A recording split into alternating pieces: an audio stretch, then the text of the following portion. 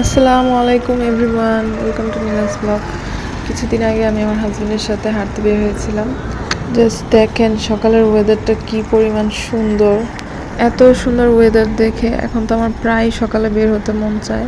আসলে কি, সকালে উঠতে হলে স্ট্রাগলটা শুরু করতে হয় রাত্রে থেকে। যেমন রাত্রে তাড়াতাড়ি শুতে পারলে সকালে এমনি উঠা যায়।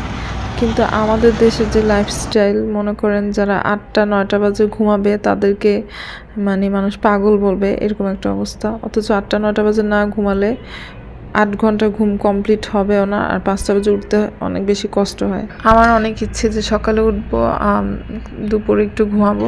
সকালের ওয়েদারটা এত বেশি রিফ্রেশিং থাকে যে যারা সকালে উঠে অভ্যাস, তাদের ভিতর দেখবেন এমনি অটোমেটিক সব পজিটিভ এনার্জি তাদের মধ্যে এসে পড়ে।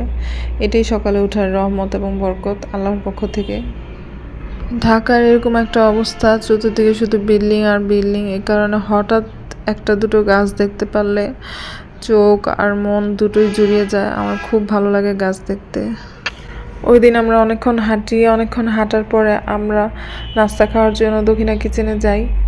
দক্ষিণা কিচেন হচ্ছে শনি একটার খুব জনপ্রিয় একটি রেস্টুরেন্ট।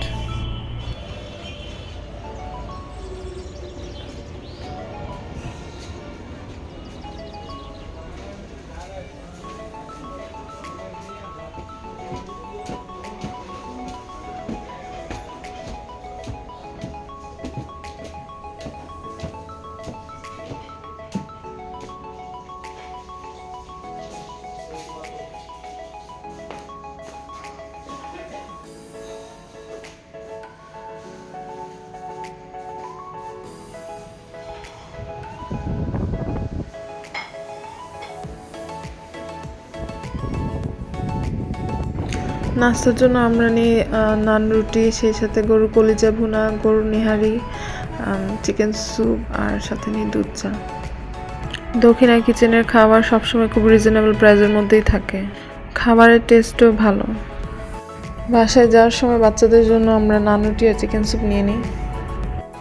নতুন বছর আসছে, আসলে অনেক অনেক প্ল্যান আছে নতুন বছর নিয়ে, যে নতুন বছরে নতুন একটা রুটিন সেট করব, সুন্দর একটা লাইফ লিড করব, ইচ্ছা আছে।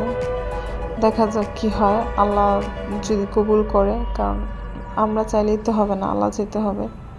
তো ইনশাআল্লাহ দেখা যাক।